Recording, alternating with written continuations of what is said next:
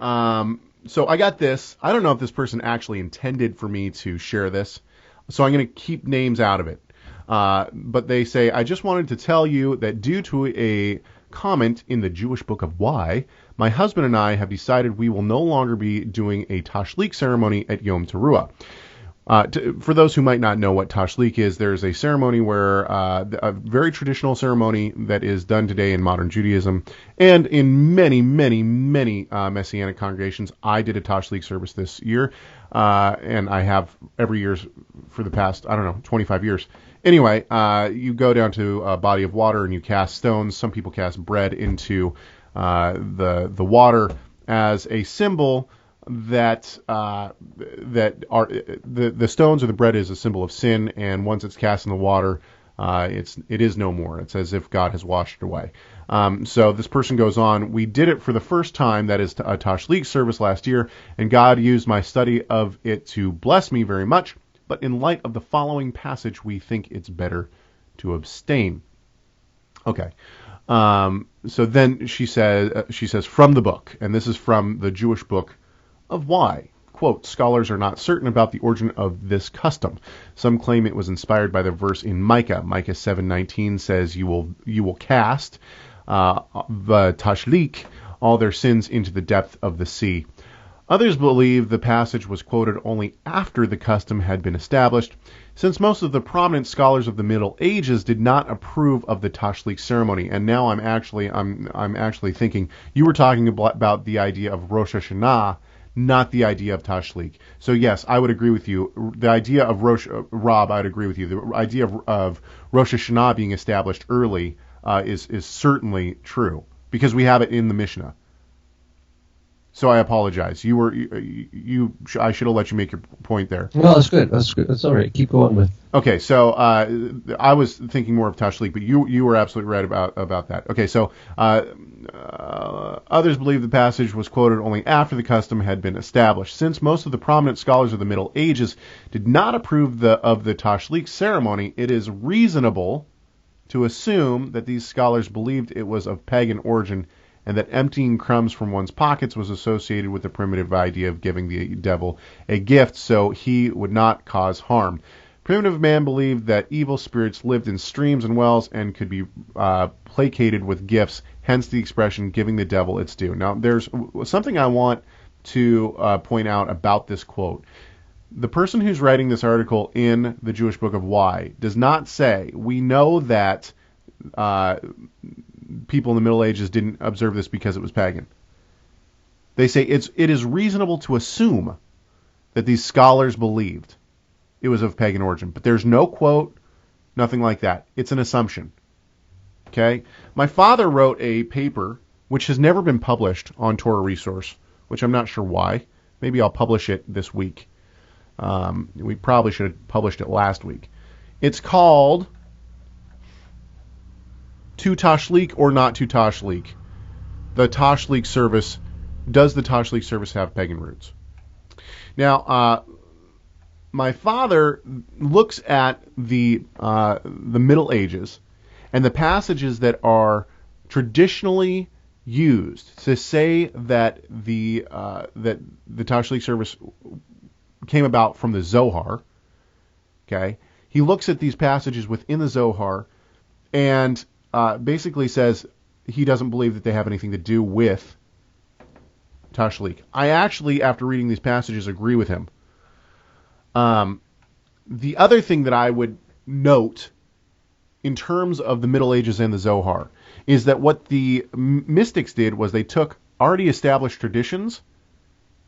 A lot of the time, they took already established traditions and they twisted them to be mystical. Not the other way around. Most of the time. I'm not going to say all the time. Certainly we have gotten some things into modern Judaism that were mystical from the Zohar. Things like amulets, like the Hamza, other things like that, certainly came from the Zohar and from mystical paganism, essentially. However, the Tashlich service, simply, I don't think there's evidence, clear evidence to say that it's a pagan tradition. What do you think, Rob? Yeah, I think it's I agree. I think I did see your dad's article on the internet. Maybe he changed the title, or maybe it was a different version of that article. But yeah, it seems like those connections with Jewish mysticism are later put together. Yes, Adam can share that article you can share that article link. Is it up on Torah Resource?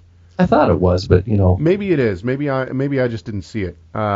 So yeah, go for it. And you can share it on Facebook too. Share. We love that kind of stuff. Anyway, so I guess my point... So there are other, concerning the Micah. It does seem associated with that last verse of Micah, but it also says he will stomp them into the ground, or he will trample them to the ground. I said, and I made this comment on our Erev Yom Teruah service Sunday night. I said, you could even make your own tradition. You take some stones, throw them on the ground, and mash them into the ground. The idea is that you're just the word your dad used, I think Tim Hague used in that, is dramatization. Yeah, it's a dramatization. You dramatize something, and you're taking a biblical verse, and you're kind of like acting it out, And what does it do? It hits the point home. It brings it into the other senses. I mean, in a way, look at like at family camp, we did skits, right? We took Bible verses and we enact them out, and we do silly things, But what does it do? What does it do for the community? Everybody gets the point. They get it. They associate. They have a deeper association with the pointed meanings inside of a specific scripture, and I think that has tremendous value. But if it becomes later on misunderstood, and this is what Andre is saying, I think in the chat here, if later on it becomes misunderstood, down the road, and people then judge it according to their misunderstanding, then that's human nature. I mean, humans prejudge, misjudge, take a little bit of information and draw wrong conclusions all the time. People do that all the time. So we're never going to be able to explain everything we do all the time to everybody. You know what I mean? It's just an ongoing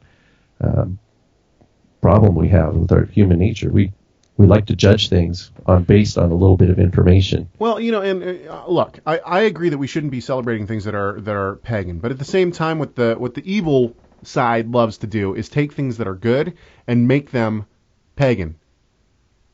For instance, are we going to throw out the passages in Genesis that talk about a global flood? People are going to tell you that the Babylonian epic of Gilgamesh came long before the biblical narrative of Noah's flood, and that Moses basically just took the epic of Gilgamesh and wrote it into the Bible, changed some names and whatnot, wrote it in the Bible, right? Does that mean that we throw out Noah and the flood? No, of course not. It means that we know that the evil powers, evil sides have taken something that is true and turned it to something that's not. It's a deception.